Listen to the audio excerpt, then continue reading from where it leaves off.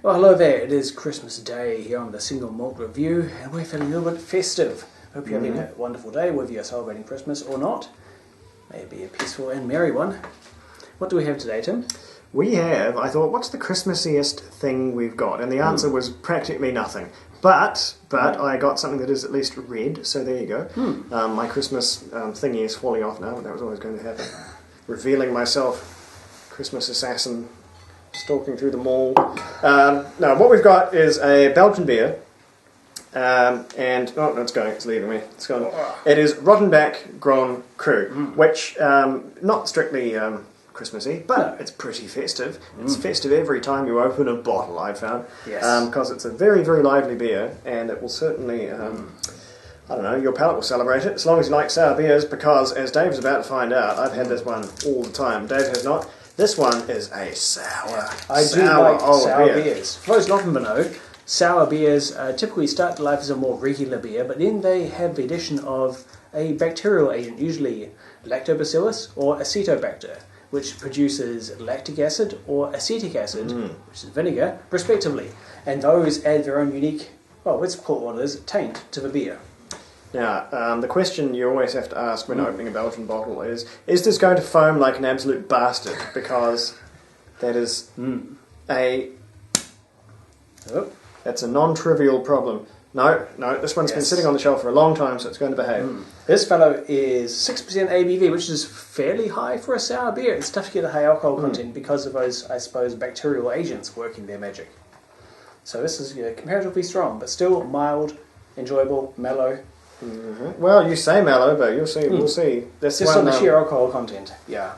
This one's a pretty lively old beer, so you're having it in these off-brand Chime glasses here, but they're the closest thing to Belgian that I've got. This one has matured and indeed soured in a giant oak foeder, one of the giant barrels often used for yes, indeed. For well, wine and all it's sorts. usually for aging. Well, resting wine. It's for things that want to age, but you don't want to pick up. You don't want to make them Chardonnay, basically. So, aged Sauvignon Blanc, Semillon. Even aged Riesling in some parts of usually Germany, which do it. They certainly don't do it down here. But they're foeder. I guess you could almost call it the biggest cask there is. But it's not. It's not small reservoir. Possibly. Yeah, it's not a true cask because it has an open top typically. But and also it's the size of the room that it's in, so it's not going anywhere. They're odd things, but they're large, they're big. Is the takeaway from there. Yeah. So this being you classify this as a Flanders red, really, and it gives away its French heritage by Rodenbach isn't a particularly French name, but you see here Depuis, which is my favourite French word, just because it's fun to say. But that means established 1821, so pretty old stock here. So this will be from the Flemish end of Belgium, the organised one, Flanders red is the style here. And unlike some Belgian beers, no fruit or other additives here, right? No, it's just straight yeast, up, water, straight up, malt, and then the let the bugs do their work. Yeah. It is lactose out, right? Yes. So they have a slightly milky, possibly slightly cheesy aspect to it. Well, it's not milky. Maybe a little bit cheesy. It goes well with cheese, though. I can tell you that much. But what it is really sharp. It's really like flicks the nostrils immediately. It is not a beer that's messing decent about. Funk on the nose. Yeah. And lots of sort of stavy oak tannin coming through, and lots of red kind of berries is what I get from this. I do like a good Flanders red for exactly those properties. Oh, yeah, but it's a foreboding. It sort of lets you know, because that's my mouth's already watering from the sharp sort of hit that my nose has got. It's like, okay, this is the tongue's about to do some work. The tongue's about to be dropped in it, because you can smell the sharpness of this beer coming in a way that you can't on a lot of other sour things. It's like, oh, this is quite lively, and then you taste it, and it's like, oh god, I'm drinking a sour beer. This one, you know going in. There's no moving around it. And the moment.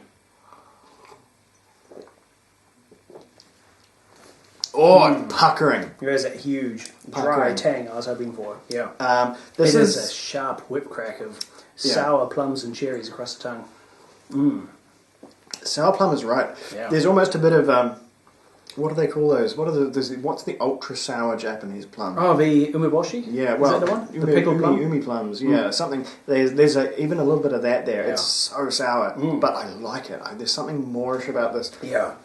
It's like when you truly get into hot foods, chili. It's like this, yes, no, but yes, kind of a thing. Well, it's kind of like it dries your mouth out. It makes you think, oh, I need hydration, I need water, I need something, I'm thirsty. Yeah. And I think, oh, I have a glass of beer on my head, I'll drink some of that, that'll cure the thirst. But it doesn't. It's a vicious cycle, but the best kind of vicious cycle. And in that regard, oh boy, don't inhale it. Do not do that. That'd be a real trip. In that regard, it makes it quite difficult to describe because it's an experiential beer. Yeah. It has tasting feelings, not tasting notes necessarily. There are tasting notes here. I think sour plum cherry is the main one. There is a bit of oak coming through there.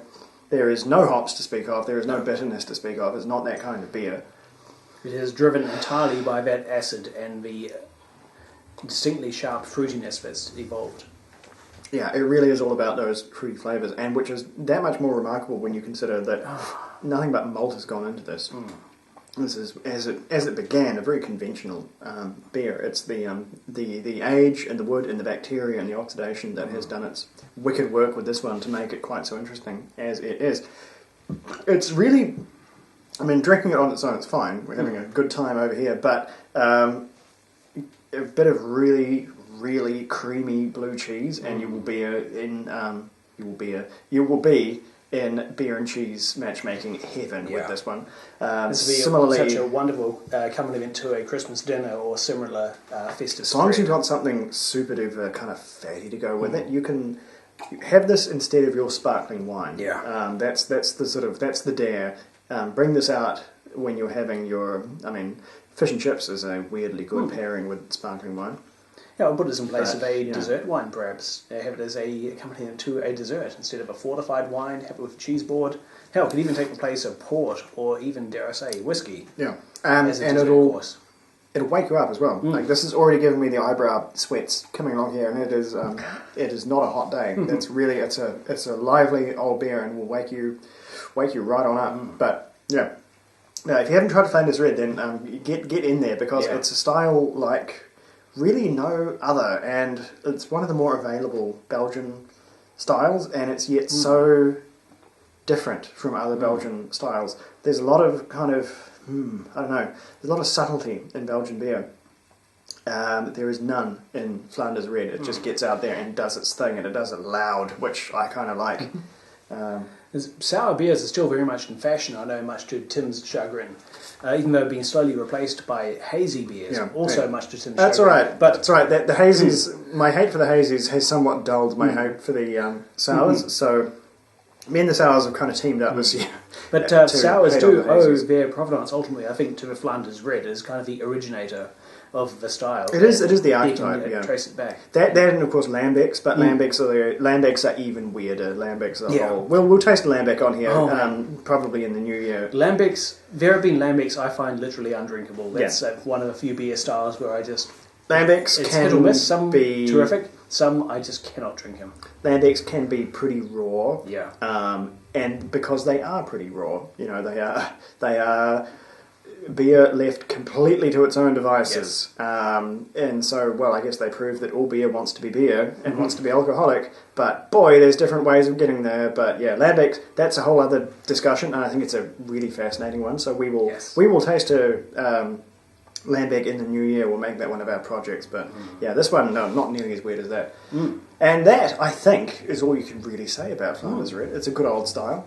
But with that, we'll probably say Merry Christmas and hope you're all having a good and safe holiday over there, be it in person like we can, or over a Zoom call like you folks in America are still probably significantly hamstrung by. But we finally put 2020 behind us and look forward to hopefully better times ahead. Well, you never know. You never know, but it's a good bet, right? By process of just by working the odds. Well, 2020 being the year it was. It's got to be better, right? Yeah. If I was a gambling man, Anyway, so we'll say Slange for now, and I hope everyone's having a rollicking Christmas.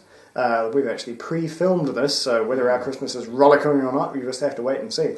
But we thought we'd get this one organised because we're probably going to be subsumed by the Christmas busyness, and this will be our last chance to do this together. So everyone stay safe out there, but nonetheless stay lit over Christmas, and everything will be okay. So anyway, see you very, very soon in the new year, and we'll have the things we will have. The things we will have, you don't even know, neither do I. So that's double mystery there. Anyway, catch us next time.